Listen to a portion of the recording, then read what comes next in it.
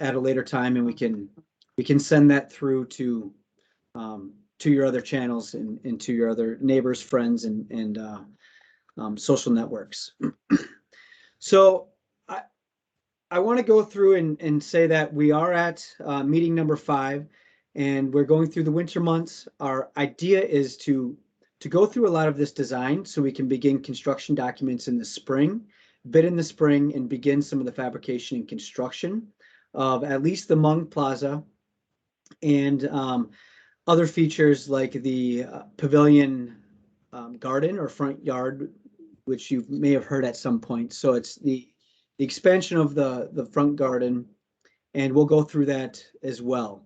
And so the purpose of the advisory committee is to help advance through these design phases, where we can understand the role and the use of each space. So how is it being used? Once we can figure that out and narrow it down based upon the location, the size, the shapes, how it functions, then we can get into more details down the road, meeting the next upcoming meetings where we can get into a lot of the exact details of the materials that we want to see, the exact colors. So really, I want us to think about this in high level and not in the specific details at this time.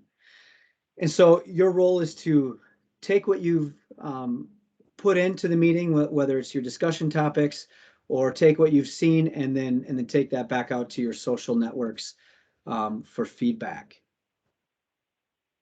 One thing I want to mention again is, as the city representative, we are weighing a lot of other factors such as our systems plan, the site context, budget, funding, and then operations and maintenance. How are we going to maintain this in the long term? And then any regulatory, such as the watershed district, the DNR, and any permitting that we need because of the proximity to water.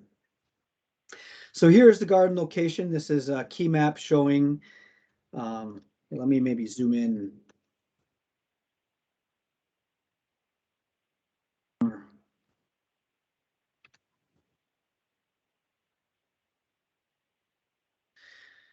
So this is a key map of Phalen. You can see in the green is the blue is the Lake Phalen. The green is the larger part of the regional park. We are situated on the northwest side.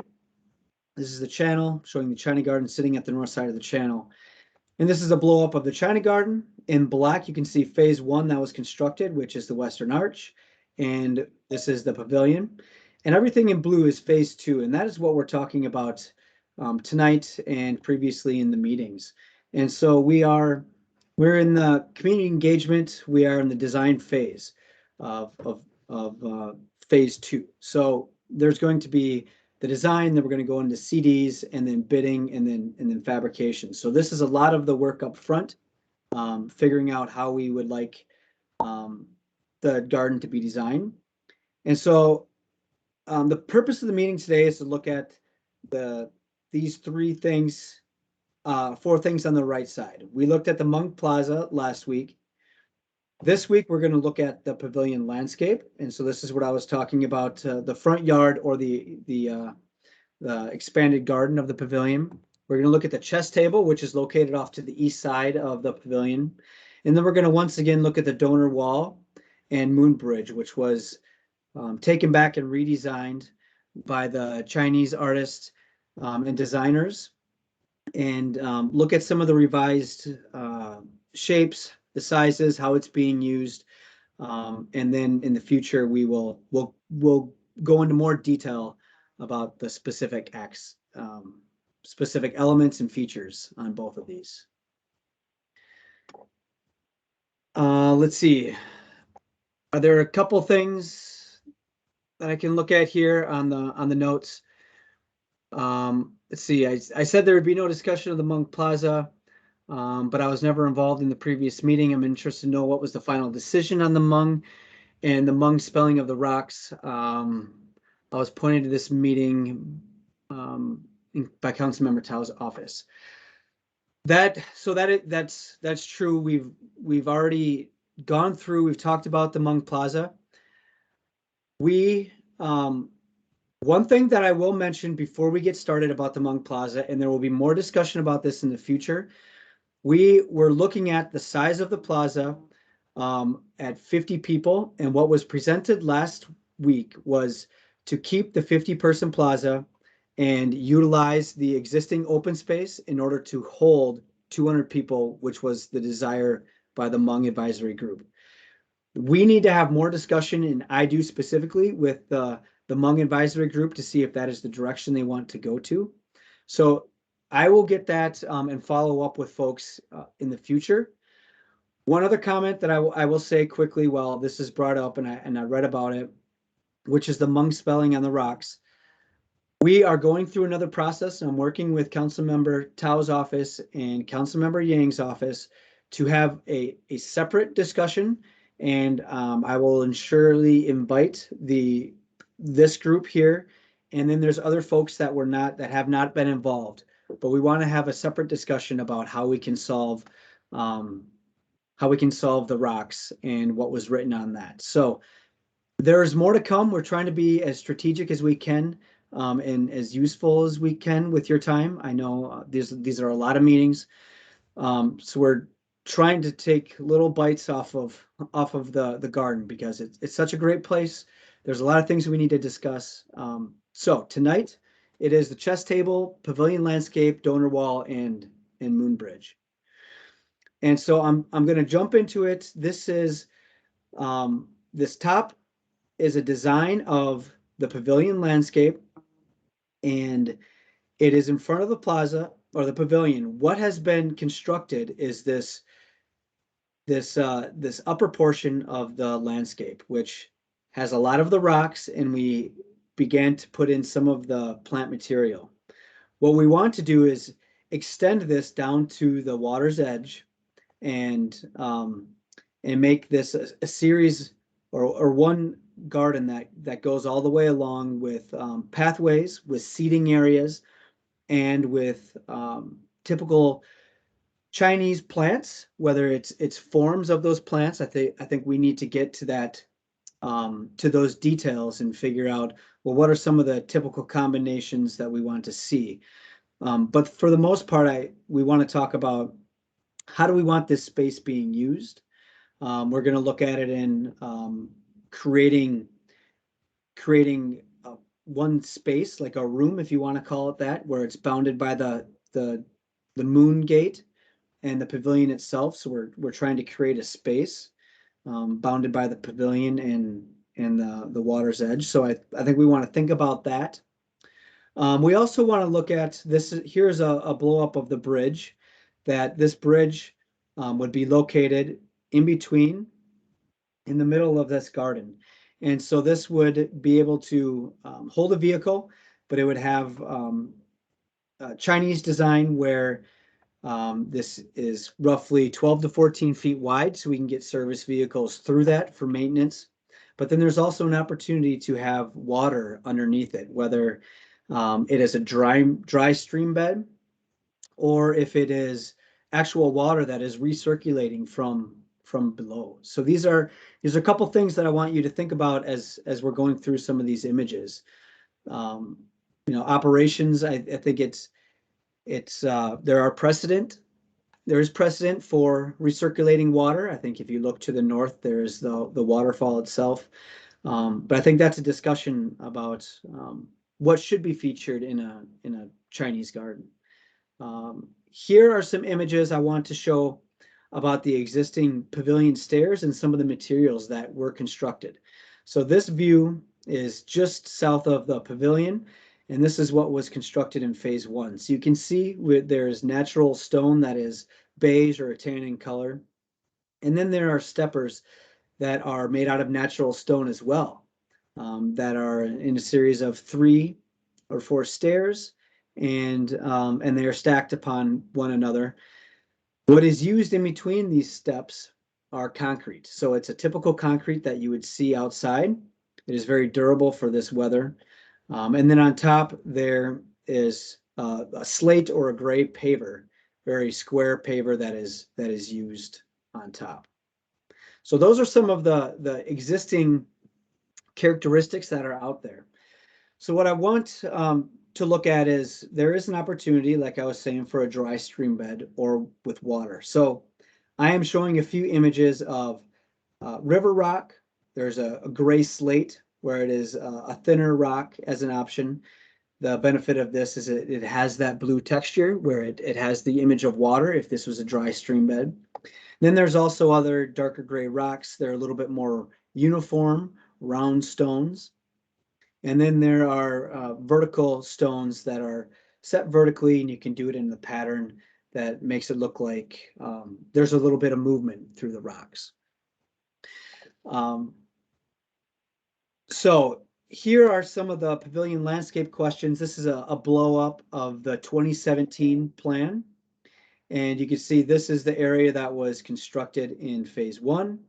We are looking at keeping the pathway similar to the same location. This is the bridge that we are looking at.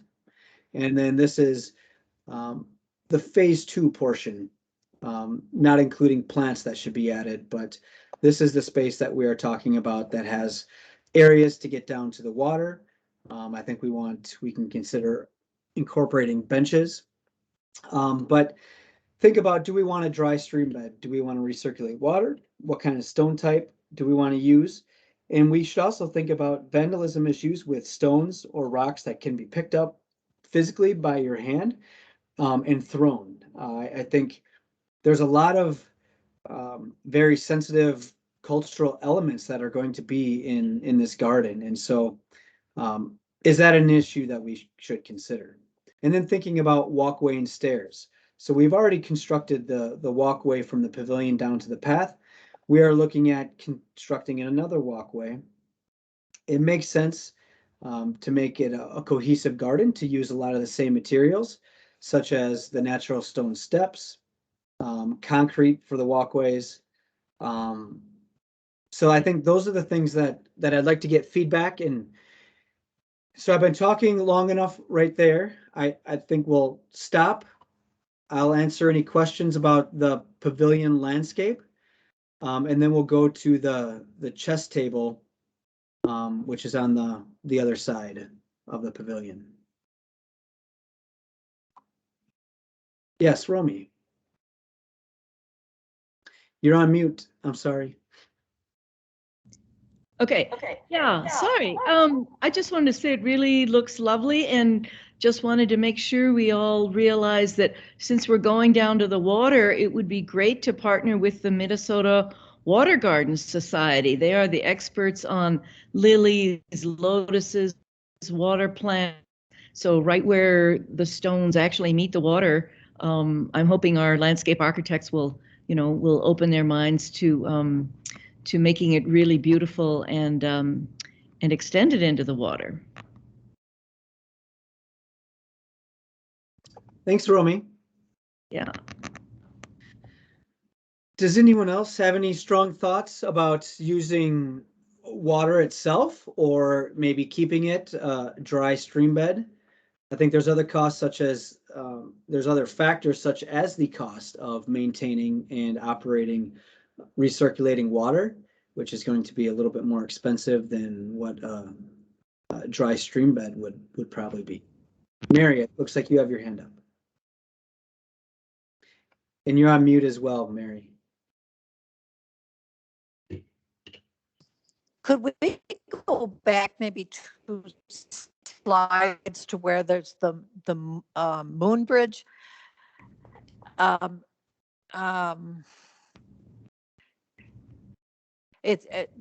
on that upper slide, is that a done deal, or do we have to consider that in the second bridge at all?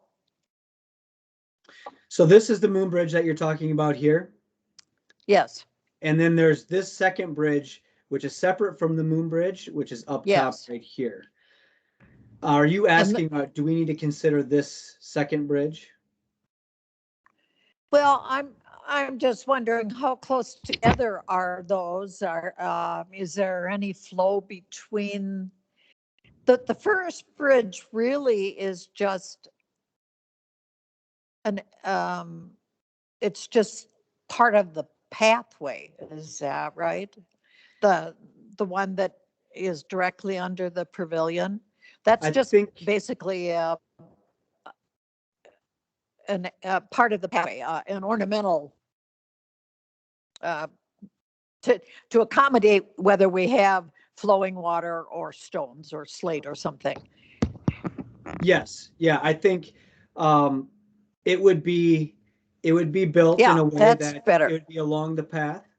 So here is the first bridge, the smaller bridge that's more aesthetic, Yeah. that it goes along the path. This is the larger Moon Bridge. Again, it's aesthetic as well, but I think the first bridge that's smaller that we're looking at right here on the right side, having the bridge does have that suggestion of that there's water flowing, or this is a dry stream bed. I think that's probably Okay, why it's thanks. designed in there.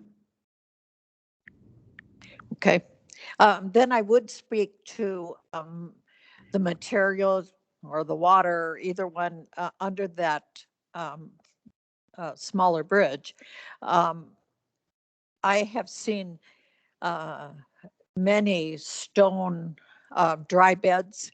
I think they're lovely. I agree with your practicality of which stones we would choose so it wouldn't be vandalized. But the examples that you show of the another flip to it, maybe the next slide.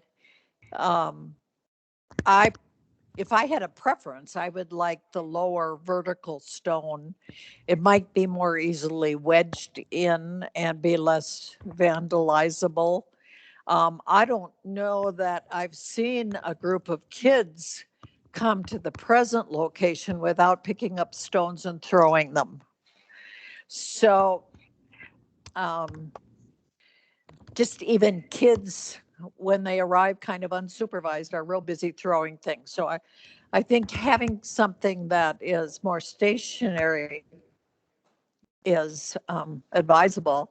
But I really enjoy stones, and the stones are something that probably could be put in immediately where a water flow might be a delayed project. That's my input. Thank you, Mary.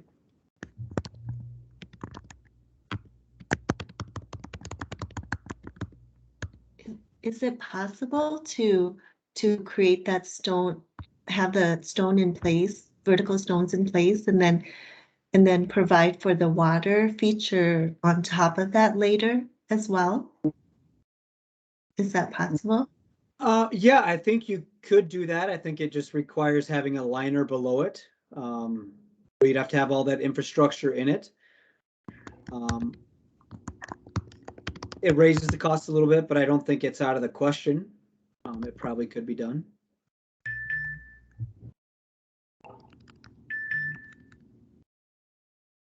That would be really cool to have that both incorporated at at different stages, fine too, because having the water movement becomes it's very soothing and enhances the area quite a bit. I actually do have a dry river rock that I enjoy at our house as well.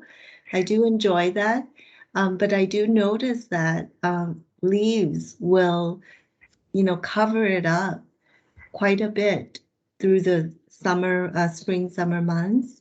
So in order to really like keep it pristine, you almost have to blow those leaves off all the time to keep that aesthetic. Otherwise, they'll become as if it's just part of the drier landscape. So I think having the water feature there, it may take a little bit of cost in the beginning, but a lot of the waterfalls are made to recycle the water back and forth. So it looks like it's flowing down, but then it I don't know how this will be for the park though, but it can recycle itself back up and bring it down. So it doesn't necessarily have to connect into the river, part of the natural river. if the environment is a concern, you know. So it could be a type of water feature that just comes down and come back and pumps up and then comes back down. So we have, that's all I Yep. thought. Thank you. Yeah, I think how it functions, I think we could work through that in the future. I think you bring up very good points about maintenance. I don't know if this is something that operations in terms of blowing out leaves is going to be doing very often. It's a very large park. I think that would require volunteers and other work beyond that. But thank you. Yes. One other thing that we could look at here also that I wanted to point out that I noticed is there's a lot of rock that is shown in here, and I don't know if there's other comments about that, but maybe it's as we're moving through design that this gets to be more refined into an actual stream. I don't know if people have comments about that rather than one large use of rock. Bill, do you have a question? No, I was going to comment on your rock comment. I agree. There's an awful lot of rock, and the original intent was to have 3 small streams coming off the pavilion into a slightly larger stream going down to the channel, and it looks like it's a floodplain right now.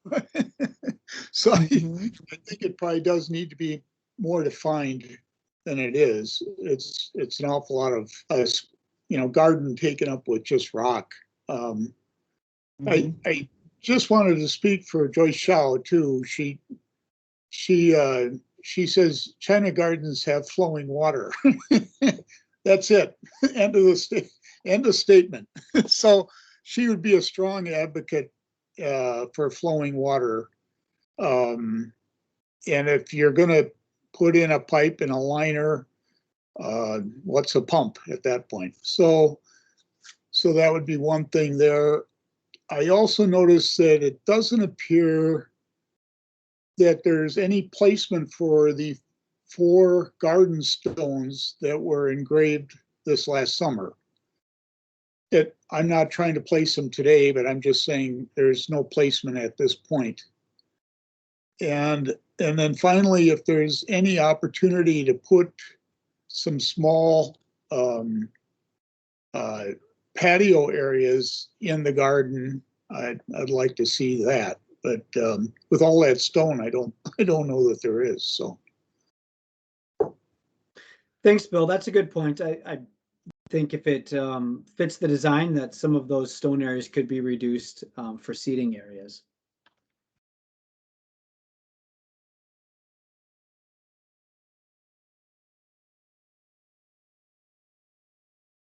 Okay, well, thank you. At all times, you guys can email me if you have any other suggestions after you've reviewed this. I think the next step, I need to go back to operations. I think look at some of the numbers to find what is the cost to install water and a liner and a pump and piping. I think the biggest thing is the ongoing maintenance, and if operations can maintain that in the future. And I think that's one of the things that not that Parks and Recreation doesn't have the capabilities. I'm not sure if we have the resources going forward. If there isn't like a dedicated maintenance fund for some of these more technical things. So I want to leave it at that I think we're talking about other system factors, and operations and maintenance is a major factor in the maintenance of a stream. All right. I will move on in the interest of time to keep going. I do want to talk about the Pavilion Walkway and chess table.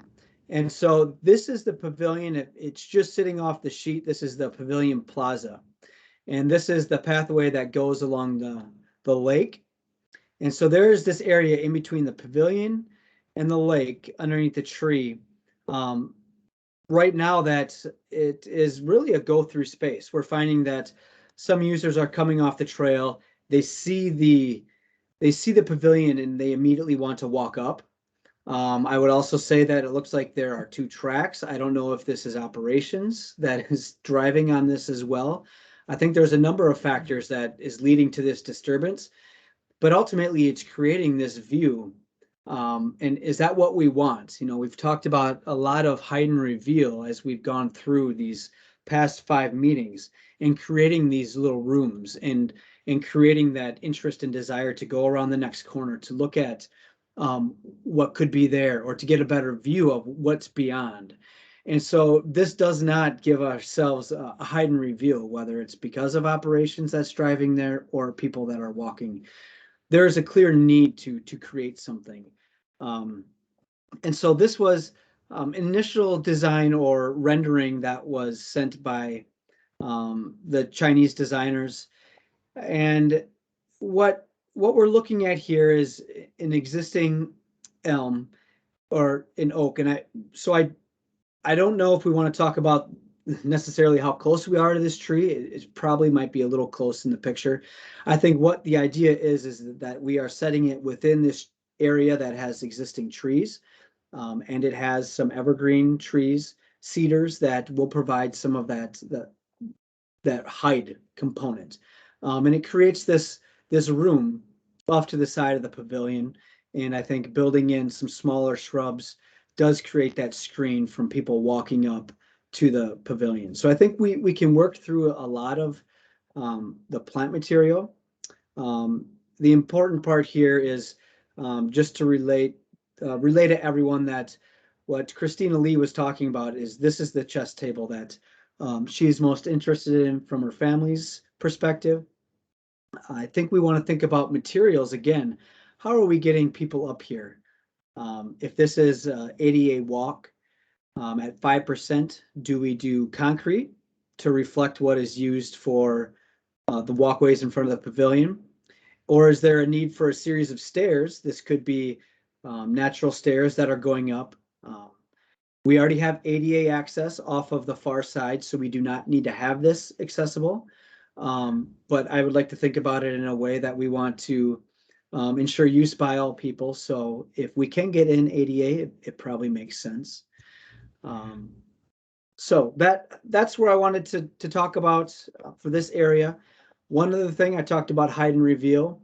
If the path is wrapping around, I think there's an opportunity to put plantings in here to really create that hide and reveal, so it doesn't feel like this table is sitting out towards the pathway. So I will stop there again and see if there's any feedback. Christina Lee, I don't know if you have any feedback for this. Yes, I love the design. Great. Yeah. So that would be perfect. Thank you. Yeah. Thank you. It looks like you have your hand up. Mary. Yes, 2 things. One is I love the space as it is now, but I have some concerns about safety and security. Should it become too much of an enclosed space? Even when I'm there, I have that feeling that no good could be done. Someone could take a person from the pavilion and there could be a safety issue there. So how it's designed is critical, so that there is a visibility for safety. A second thing is it gets really hot up there. And I don't know about the health of that particular tree, but I think if that chess table were to be very usable, there would have to be shade, natural shade, or some kind of shade provided, or you just bake up there. So that's it. Thanks, Mary. Are there any other comments? I think one thing I do want to point out, and I know I don't want to get like deep into materials at this point, But what I do want to point out here is there is somewhat of a pattern that is shown down below, or that is shown for the chess table plaza itself. I'd like you to think about that in terms of a whole new material that is added. Currently, this is what is used for the plaza. And so for consistency, it might make sense that instead of bringing a new pattern or a new design to that area, the plaza may just continue with the paving that is currently up there.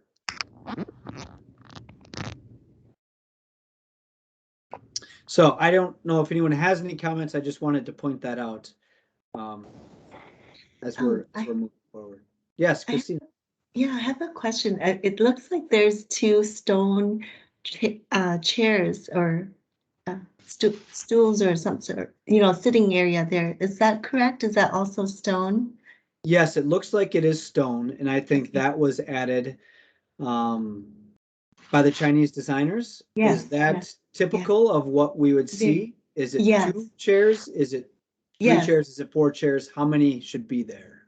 Oh, that is great. The 2 is perfect, and stone is also perfect because it's heavy enough to stay there and hard to move. And typically that is how we imagined a lot of the well, that's how it is in China and a lot of the places where things are carved with stone. So that would be super special. That's all stone like that. Mhm. Thank you. I think Yeah, somebody else, Linda, is that you that has your hand up? Yes, sorry. I'm multitasking. It looks like there are 3 stone chairs pictured there, and I have seen them with 4, and they may have left out the 4th one just so you could see the bottom of the table. So I think that would be the point of discussion of how many chairs would we want there. I was going to comment though on we have looked at this space that's just off of the plaza there where this table would go, and it's got lots of shade from both sides. And so I think the critical thing would be where do you place that table so it does not kill that beautiful tree that's there. And as far as safety, I think also what you do with that path and what you do with plantings around there. If we hide it too much, that may raise a safety concern. So I want to echo what Mary said about we want to make sure that this still stays a safe place to be. Yes, thank you.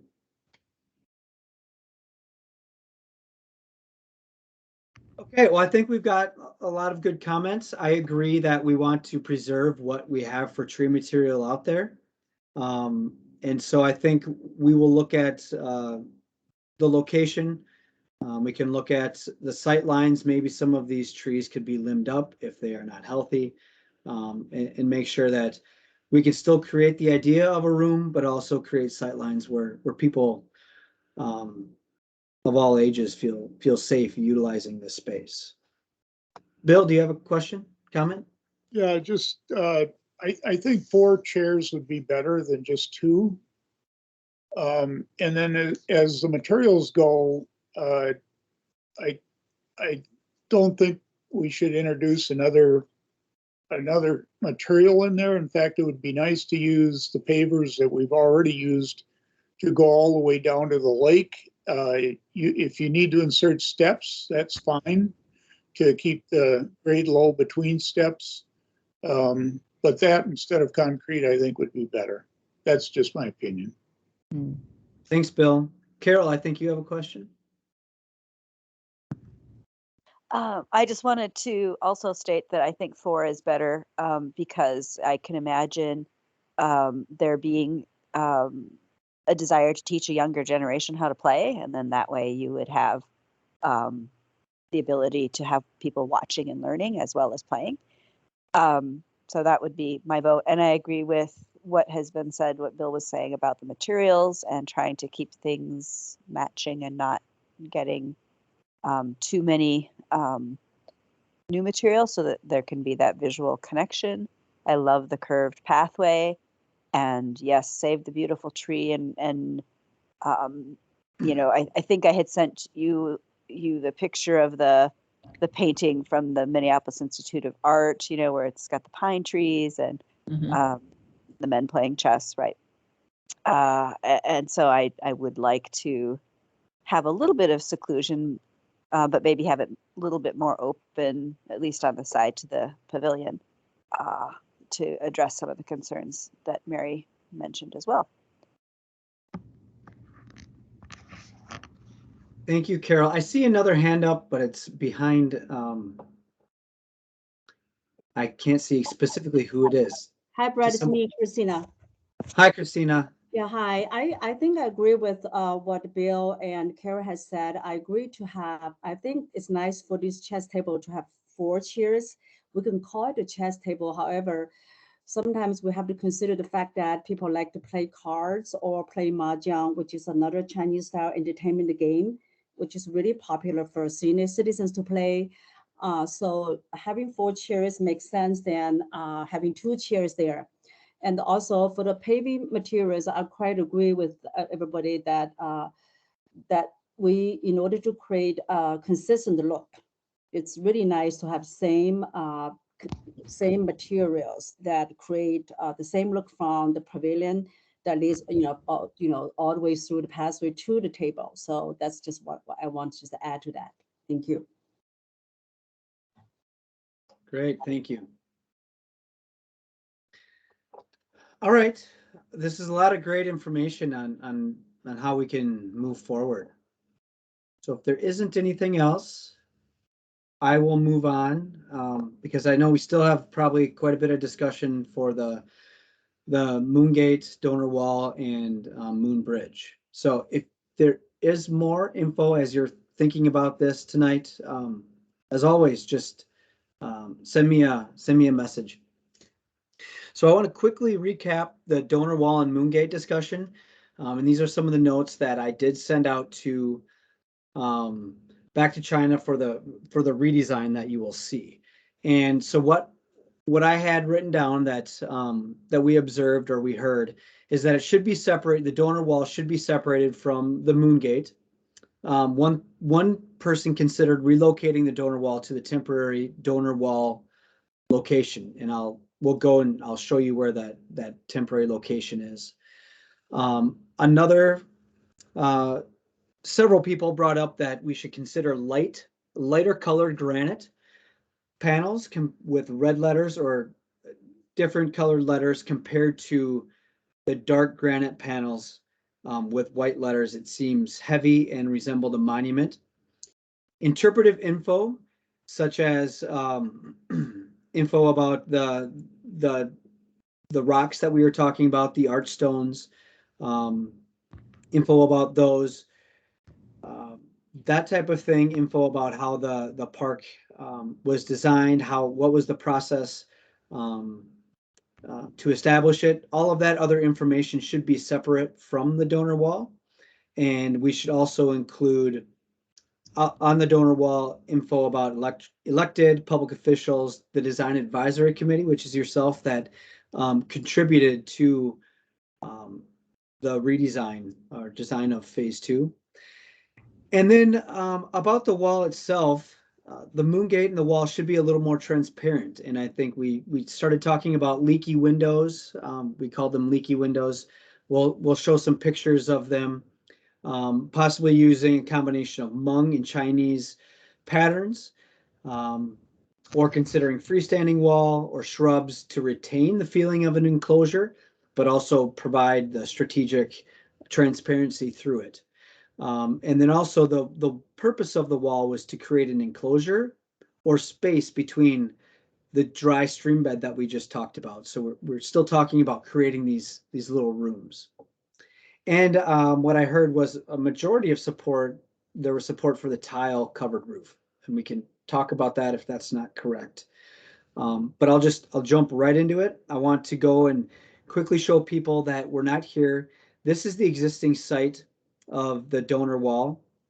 If we look at in another view, this is right to the right of this path right here. this is the temporary donor wall that was constructed. And you can see this is the view of the pavilion. So if we look at the plan view, we are on the east side or the right side of the garden. And this path right here is the one that cuts through the middle. This is the pavilion. So here's the path that we're looking at. This path is also this one here. So here's the area next to the tree of the existing donor wall. And then here's the donor wall. This whole triangle here is this triangle. We're looking out to the southwest. And so when we look at this, there's some trees in here that we're trying to create this wall and avoid. And then there are a series of stairs that would walk down to the proposed moon bridge. And then there would be an ADA walk that would be a little bit longer, but get you down the 5-6 feet down to the water's edge. And here we are. So we're just looking at the existing conditions. There are double pathways that are along just to the east side. And then this is the pathway that is existing at 8 feet. So when we looked at the donor wall, there's a similar shape. The moon gate doesn't have a step in it. It allows a smooth transition through. It's still showing the tile, but what has been removed are the donor wall heavy black monumental looking plaques, and what has been added are a series of windows for transparency through the wall, and it's on both sides of the wall. And what is happening here is it is framing the moon bridge in the background. We discussed framing the moon bridge, and so this was updated to reflect that. One other important thing that is showing here is we were talking about shadows and how plant material is doing that the shade pattern against the wall. And then one important feature is the donor wall is off on the inside, so you can see that the grass is raised and the donor wall is made out of concrete with, it could be bronze lettering or silver. I think we need to figure out what, maybe in the details, what type of lettering, or maybe it's engraved specifically into the concrete, but it is raised. And if you look up top, you can see this grass area in green. That in the plan view, that is what we're looking at here. And so what is being created is a pathway in between the wall and the donor wall. And so this is the pathway that connects you to both of the paths. But I think, and looking at the intent of it, it's creating this space in between the wall and this grass area, which could be used for seating, picnicking. But I think that's one thing I wanted to point out. The suggestion to move the donor wall over to the temporary area was not recommended from the Chinese designers. So this wall would wrap all the way around from path to path. Here are some images of the window examples. I think we would want to, we'll look at these as we move ahead. What could be helpful is if you look at this design in the future, or look at the PDF, we can zoom in a little closer. You can tell me which ones that you prefer. But I think we could hopefully do a combination of Chinese designs as well as Hmong patterns in the wall itself. Okay, I'm going to stop there, take a breath. I'd like to hear some initial reactions about the space. I know we're talking about materials, and it seems like we've really moved towards, at least the surfacing materials should remain relatively the same as what we've used. I'd like to hear your thoughts about the transparency that we've talked about, the donor wall, and some of the window ideas. So Romy, would you like to kick it off? Yeah, I just had a general question. Maybe Mary or Linda know the answer to this, and I just wondered if Carol Hyder had looked at the feng shui of this design. If she hasn't, I think she should. I just want to make sure it's sweeping nature and scale and everything makes sense with the rest of the garden. Do Mary or Linda, do you have any feel for whether Carol has really looked at that? Carol has not. We just got this like within the last couple of weeks, and I think it's an excellent idea that she be consulted on that. Okay. And maybe how you will have some thoughts on that too. Yeah. I also remember reading on that something about the granite and then having red letters on the granite if the granite is lighter in color. For feng shui purposes, usually we would not want white background with red letters. That is not good feng shui. But if the granite is more gray, so it may be okay. So just not white and red letters on the white. And someone Thank who you. is with who studies the feng shui can double check it. But I do recall that when I was researching feng shui. Yes, thank you. That's a good thing to note, and it might be that I was naive about listing off white on that. So thank you for updating that. Yeah, no problem. Yeah, are there any other comments? Romy, you still have your hand up. I don't know if you just didn't put that down. I can do that for you. Does anyone have any initial comments about the donor wall retaining back soil and creating it's creating space in between the moon gate and the wall itself? Are there any initial reactions on how this would be used?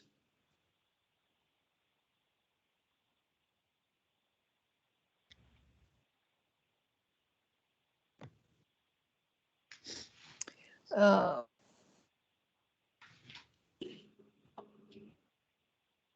Are you saying how would the space between the donor wall and the moon gate be used? I think in general, think about is the donor wall in this location, is this satisfactory to most people with in thinking about Chinese design? Is this something that we would see in a garden? And should these two components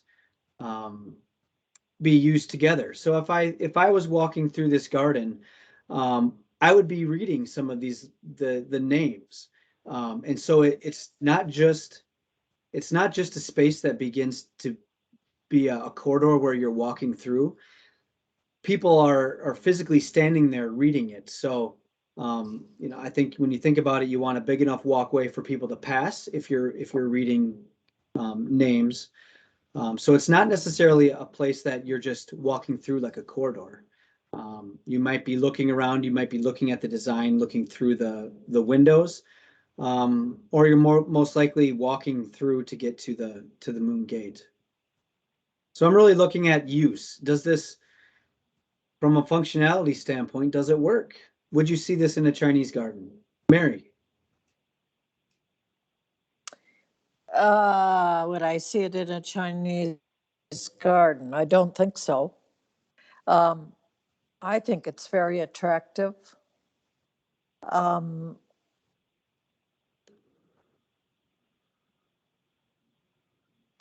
As I looked at the diagram, it looked like there was 16 feet between the wall and the inscription area. Is that true? Yep, that's what it looks like.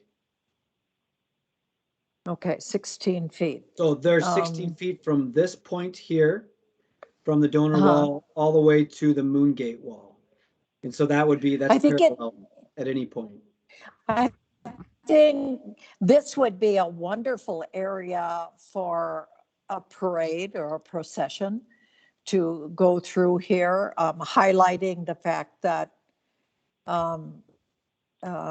there were donors who made this all possible, and you'd be doing it in a very subtle way with a very nice background. I really like the elevation on the left. Boy, that really sets everything up. and it takes away the monument feeling. There's kind of an integration with nature. I think there are problems of having the beautiful green grass that I see there. There again, that's a commitment on the part of the parks to have something green. Maybe we're more realistic about having rock, at least where these two people are standing. Maybe having rock all the way to the inscription wall. I like it the way it is, but again, your maintenance, and I would rather choose material that is going to be sustainable. And I don't believe Jennifer was very realistic about that in a lot of her drawings. We have to be realistic about keeping things looking very attractive, knowing that Bill and I and Linda and all our other volunteers are not going to be on there on a daily basis. We may not have water in that area for a time being. But I think it's a lovely drawing. Great. Thank you, Mary. I agree with your comment about the grass. So I think we'll look at that as we move forward. Thank you. Anyone else?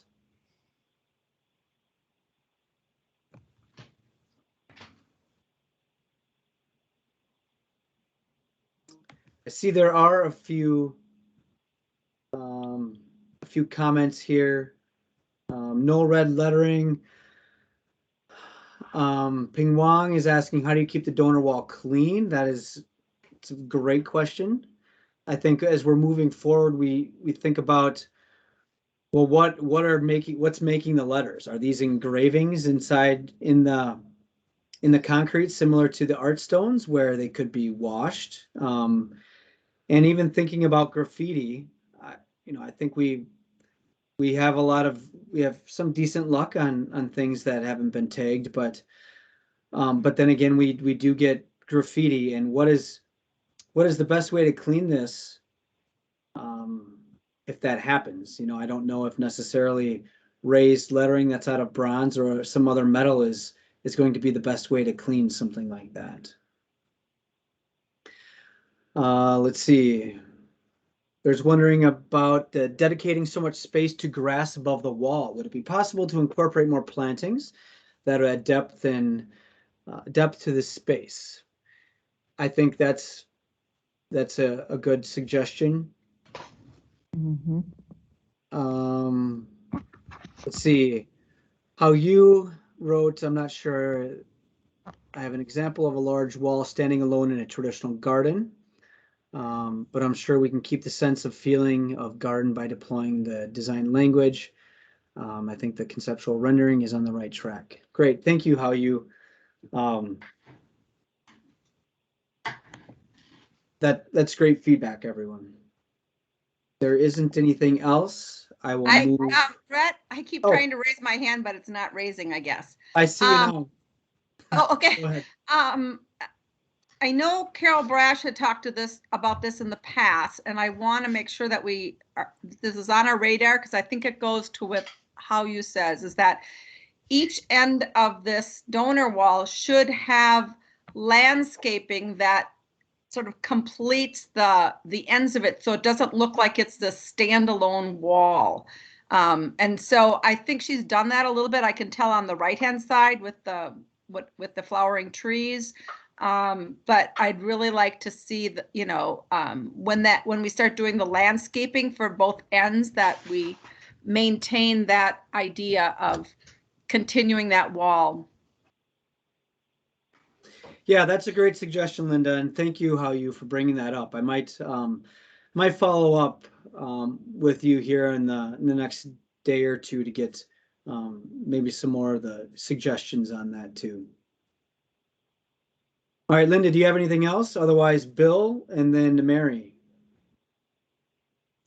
So, yeah, I was looking at the grass as well, and I don't I think there probably should be pavers or something right up to the donor wall, and put the planting area, instead of grass, put a planting area against the wall where you could have some shrubs that would cast shadows. And that's a bit more typical of a Chinese literati garden, is you'd have plantings up against the wall, and then that would take care of the grass problem at the same time. The other thing I noticed is the moon gate itself is, it's like it's made for children. Yeah. It's really small, and I think it needs to be opened up a little bit. I don't know. That's just my impression. So anything else? We should consider other not just concrete, but other materials for the donor wall. I don't have a really good suggestion at this point, but I just think we need to think about that more. That's it. Thank you. Mary?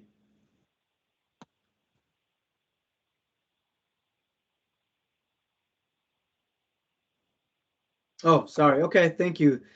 Linda, and then I apologize. The way I have this set up, I cannot see who else is on that. Who has their hand up? Carol Brash. Carol. You say I could do it. I do. I just wanted to second what Linda had said about, that idea of having some kind of visual continuation on the ends of the moon gate wall, and also plantings, next to the wall on both sides to cast shadows and create like shadow ink play on the white walls. Which is why, it's nice to have, not too many windows so that there's space to do that. And then I was also, oh my goodness, now I forgot what my other point was. I wanted to say something about the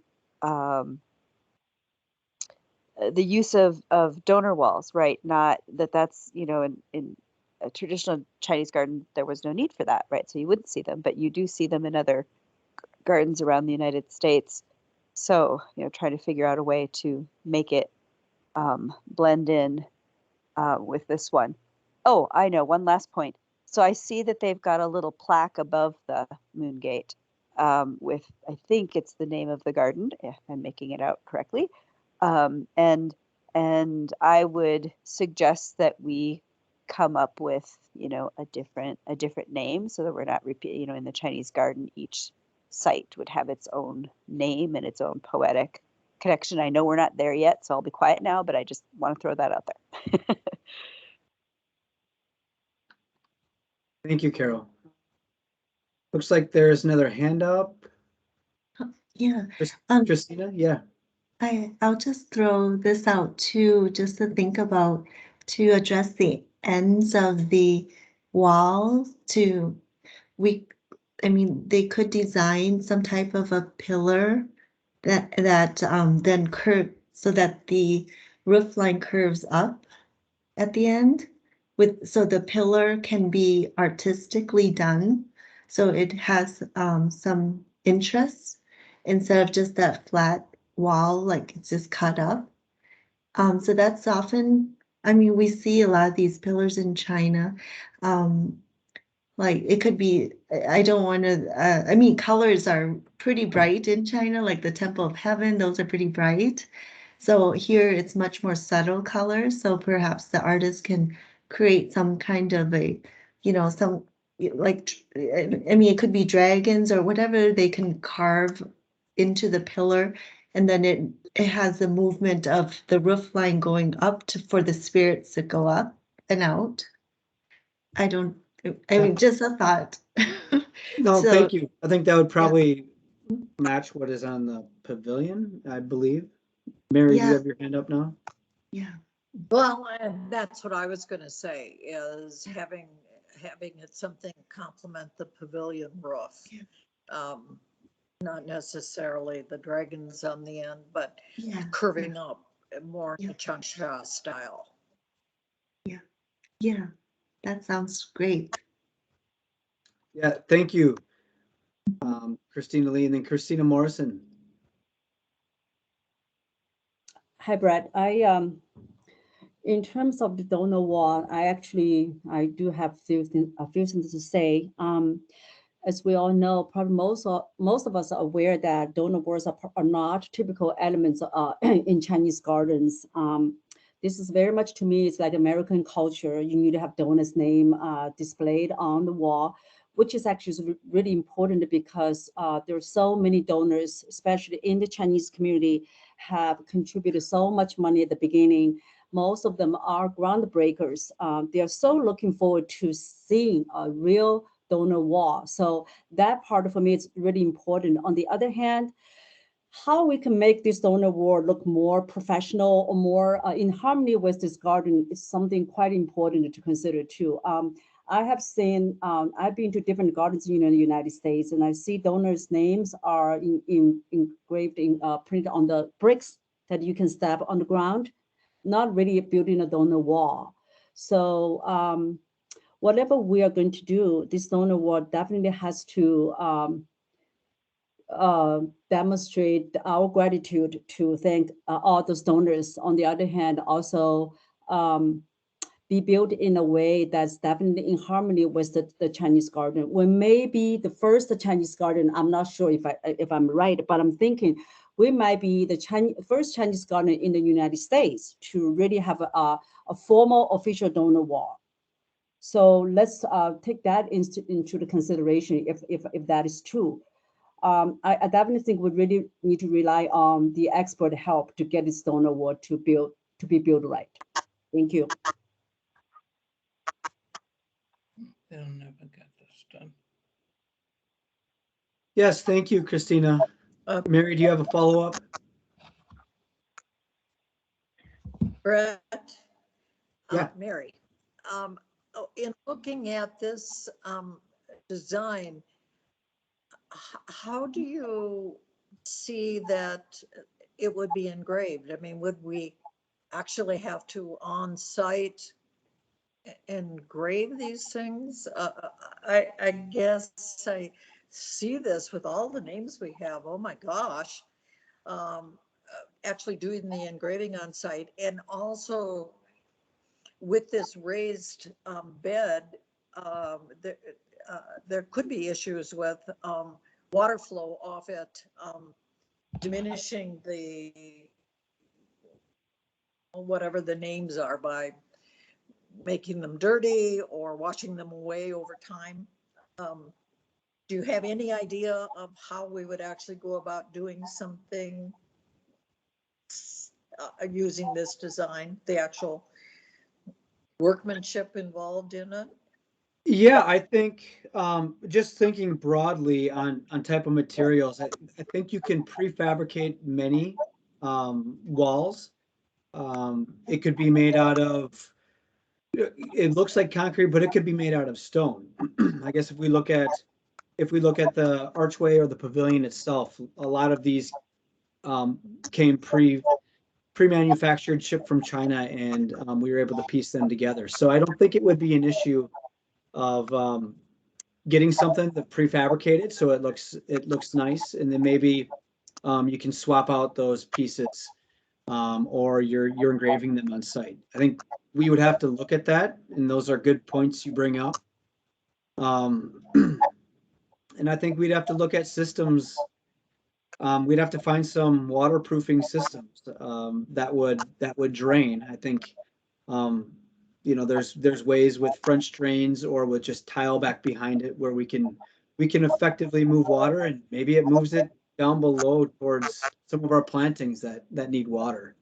So I think we could be creative, but those are all great things to bring up for long-term sustainability. Well, and as you're talking about this, I also think of having a slant like this. The freeze and thaw might chip away at it just as it's doing to the roof of the pavilion. I don't know. It just seems possible that it could freeze and thaw for months. Yeah, I think we should look at that and we'll work on it as we're going through the design. I think Kali will have some ideas as we're going through this and working with other conservators. I think we'll have to rely on some experts based upon how it relates to the garden itself. So we're in harmony with it, but keeping it as long lasting. I guess I don't have a great answer for you right now, but those are all great things to get us to the material we need.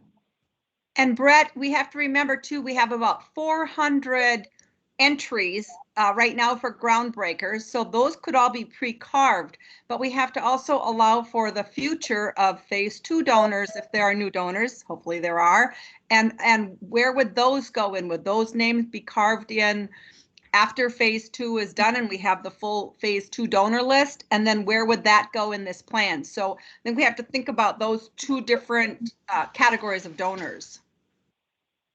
Yeah. That's great. Thank you, Linda.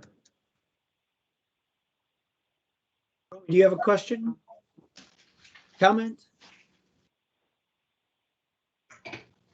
I had my hand up. Were you talking to me, Brett? Yes, Romy. Yeah. Oh, I'm sorry. yeah. Well, two things. One, the concern about the actual lettering on the wall. As I remember reading the details, I believe there to be etched metal. So it's not as though it's engraved in the stone. That was my reading of what it was, I believe. So maybe that's a little less concern for wear and tear. But the one point I really want to make before we leave the donor wall idea is that it's so long and it's so straight. It does curve with the walkway, but I wondered if we might want to at least consider doing an undulating back as a dragon's back, for instance, what you see in the UUN in Singapore, or perhaps some undulation that might end gracefully at whatever columns end up at the end, but that there perhaps be some possibility of some more movement there. I'll leave that up to the architects to consider, but I just wanted to bring that up. Great. Thanks, Romy. Mm-hmm. Linda, you still have your hand up. Do you have another comment or do you want to move on? Okay, looks like you put it down.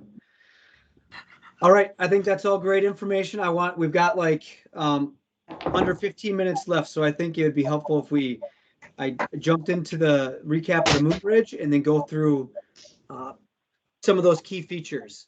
Right. So what we heard is there's a primary purpose, which is aesthetics. And we heard about it in terms of, well, this is going to be an iconic feature that's going to be in the actual China garden that I think many people will take pictures by it. And I think there is more of a secondary purpose of function because we already have 2 bridges that can safely get you to the island. And so a lot of this discussion was hinging on, do we need it ADA accessible or can we have it all stairs? We did hear that we preferred stairs on the bridge since there are those 2 existing bridges and because it's safer during the winter conditions compared to, looks like I'm missing a word there, compared to the accessible or a ramp style. It was suggested to update the Moon Bridge to revise the scale. I think it was probably a little bit off compared to the people, showing more of a steep slope. And then it was to show an option with stairs. There was a consideration about an accessible bridge, and then consider 3 small archways. So this is some of the information that I sent off to Jennifer, which is the Chinese designer. And this is what she came back with. So if you remember, there was 1 archway. It looked a little bit higher than this.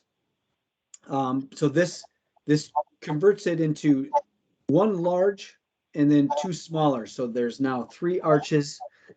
One thing to note, it is, I think the railing is very similar to what was shown before. This option does show stairs down the center, and then it has ramps on the side. And I think this could be used for maybe strollers that are going over, walkers, or bicycles that are being pulled across. Another thing to note, this upper plan image is showing the revised wall, the donor wall on the inside, and then it's the moon gate. This is the image of the moon gate right here. And then there's a series of stairs that are coming down to a walkway. And one thing to note, that the bridge, you enter and exit at the same level. So it looks like it's at 860.5. On the opposite side, it is showing 860.5. So one side is not higher or lower than the other. Looks like there's incorporating some rocks or stones along the edge. But all in all, this is it looks like it's constructed either by actual stone, or it could be like a concrete structure with stone veneer on the outside. I think we look at longevity and if we can find the proper materials. But that's all I'll say about that. So are there any quick initial reactions to what you're seeing here?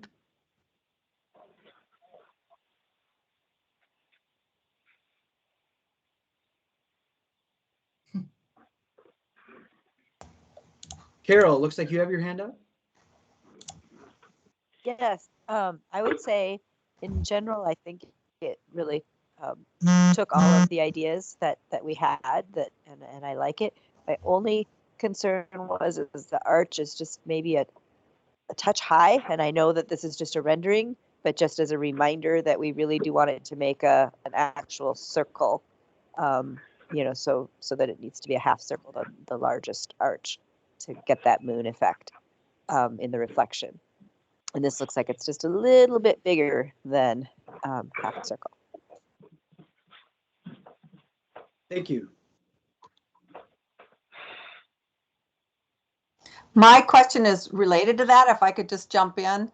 Yes, thank you. I think there are canoes, at least, that go through this, and I'm assuming that is big enough space for canoes. Is there anything else, any other watercrafts that we have to be concerned about going under this?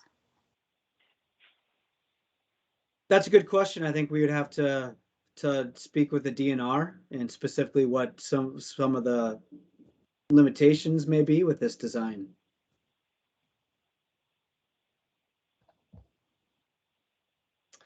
Romy, do you still have your hand up? No, I don't. Thank you. Sorry. Yes.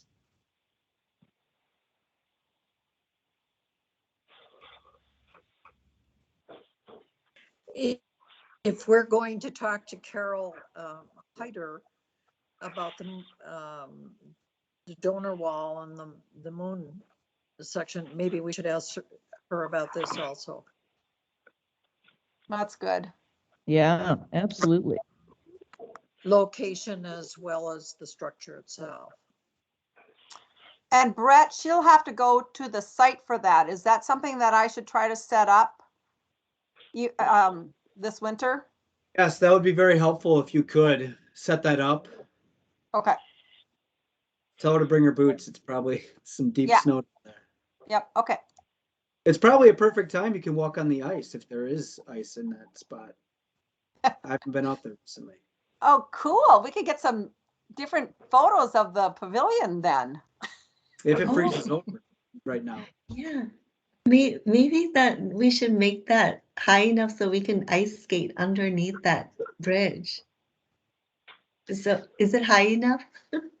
If we were to ice skate through it, would we be able to in the winter ice skate in this area? Be quite high. What is the height, Brett? The height is from the water level to the top of the large arch is 9 feet 6 inches. So yes. Yeah. Yes, you could. That would be beautiful in the winter if we can ice skate in this garden. Wow, that would be gorgeous. Okay. Yeah, I don't know if people are ice skating on it right now. I don't think people are clearing it. But it could. You could skate underneath that. Yes.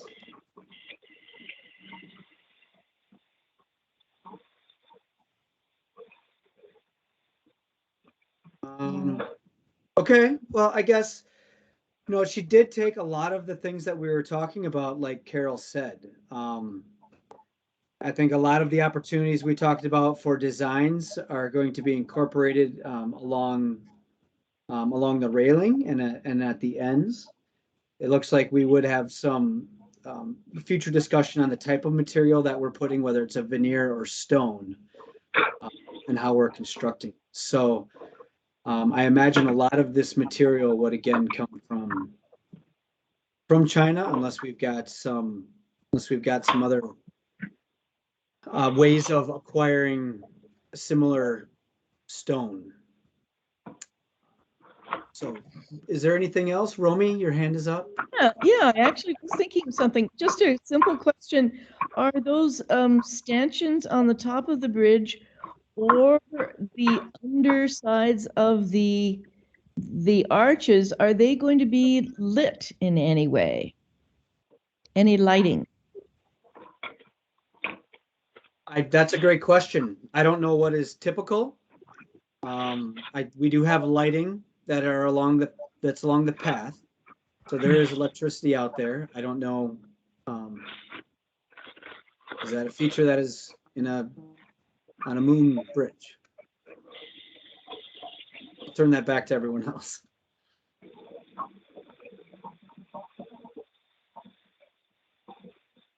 That's a really good question. I think it'd be good if we could, in building this, have some outlets somewhere around this area of the bridge, so that in case one year the park would like to light it up, they can at least put the Christmas lights on and light up this area for the winter time for people just to use it. And it'd be an attraction, and especially when the ice skating is there, I think it would be beautiful at night to be able to use that space more. And then perhaps like in the future, if that really gets big, that could be something that the park could get fees back for if they actually did end up having it operated that way, from rental skates or I mean, that's just going off on a tangent, but Yeah. at least the electrical outlets are in place as you're build it for the future. Yes, That's thank you, Christina. Yeah. Mary, you have your hand up? A couple last, we have a few minutes left. Christina brought up a good point of having electrification at the donor wall as well as here. I don't know how the park how interested you are in solar lighting. Here in Arizona, they use it a lot just for highlighting certain places. Not necessarily lighting a whole big walkway, but just having something highlighted. So I would throw that in as something that we should at least consider when we're doing the infrastructure on this. Yeah, thank you, Mary. I know we've started to use solar lighting in some of our parks. It reduces theft of all of the electrical lines, but I think there's specific areas you need a lot of sunlight for it to work here. But thank you.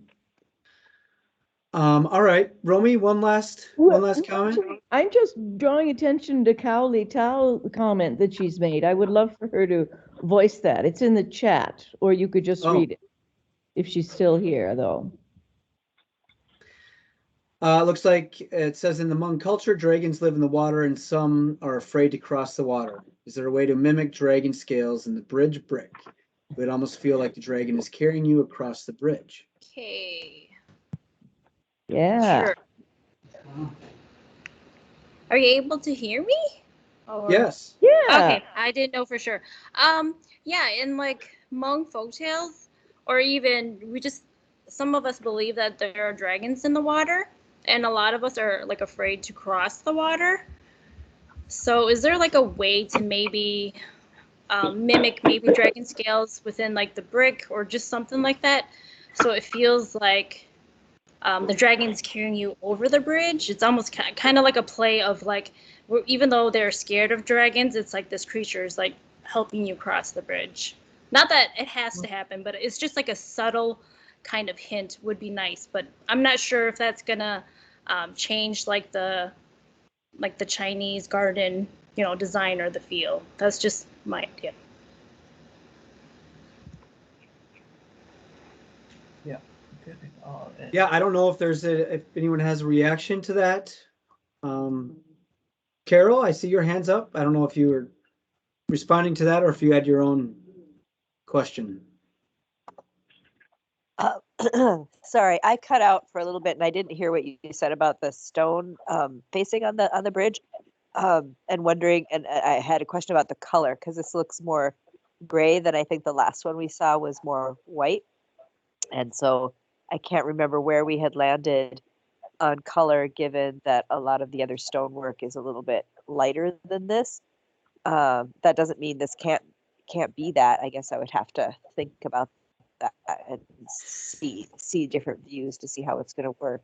Yeah, this bottom rendering, and it would depend upon the stones. What's that? I'm sorry, go ahead. Yeah, the bottom looks a little darker. Oh, yeah, the bottom looks a little dark. It's a lighter gray, but the top part is really, I think the railing is a darker color than I remember it being, but maybe I'm just misremembering. And like the railings everywhere else are a lighter gray, almost white. And so I just wanted to point that out. Carol, did you hear Cowley's suggestion about the dragon scales on the side of it? I'm not familiar with, seeing anything like that. I'm not, I'm not sure what that would look like. Okay. But certainly, there are similar connections to dragons, in Chinese sort of history and folklore as well. Great. In fact, I was just teaching in my ancient art class today about some really old dragon sculptures from the Neolithic.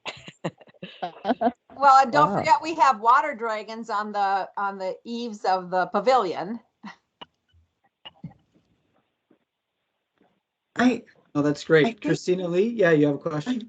Yeah, I think the dragonite scales idea is super.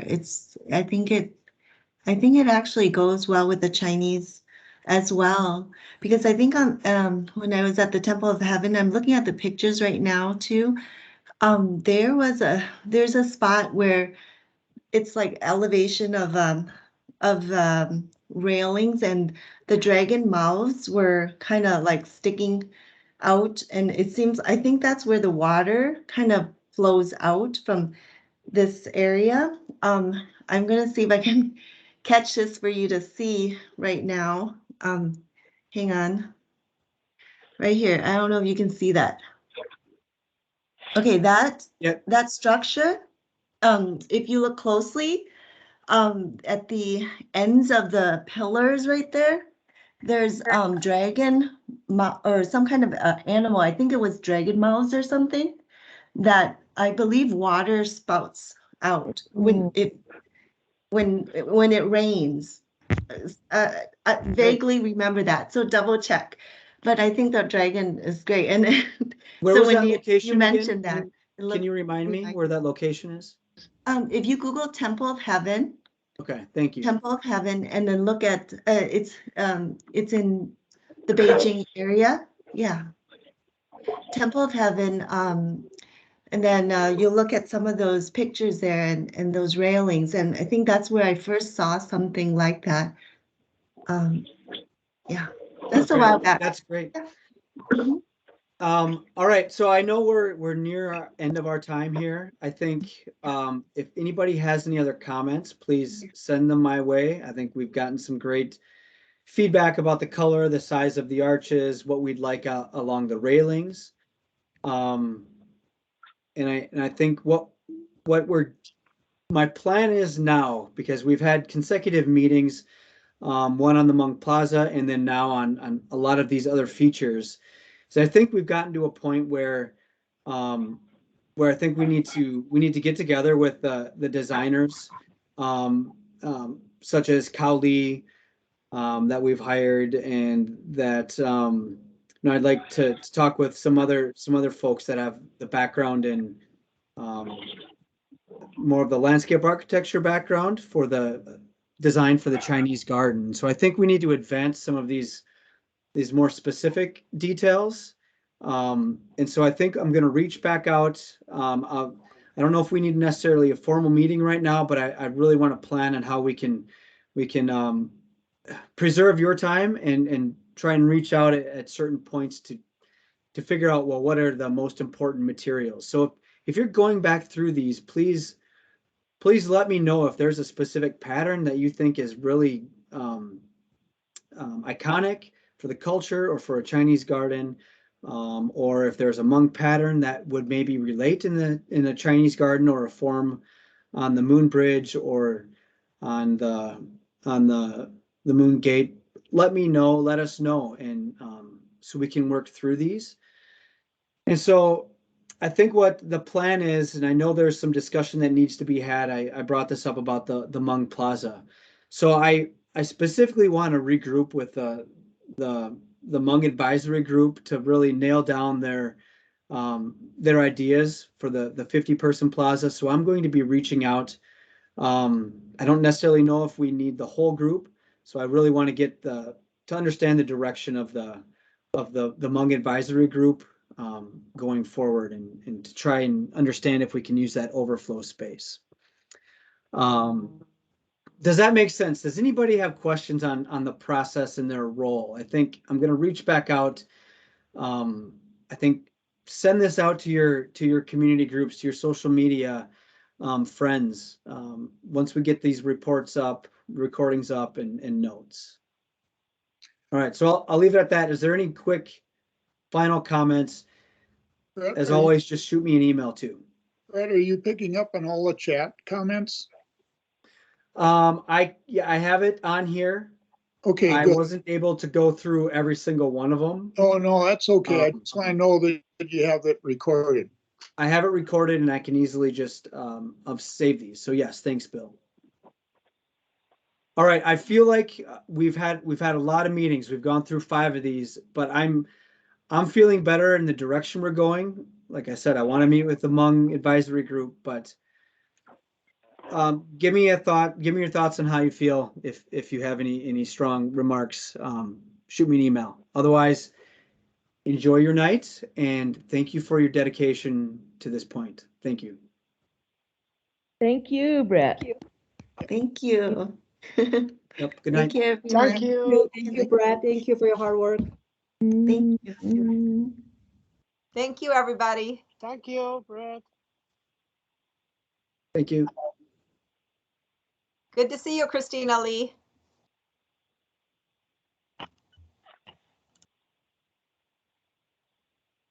Great to see you too. Bye.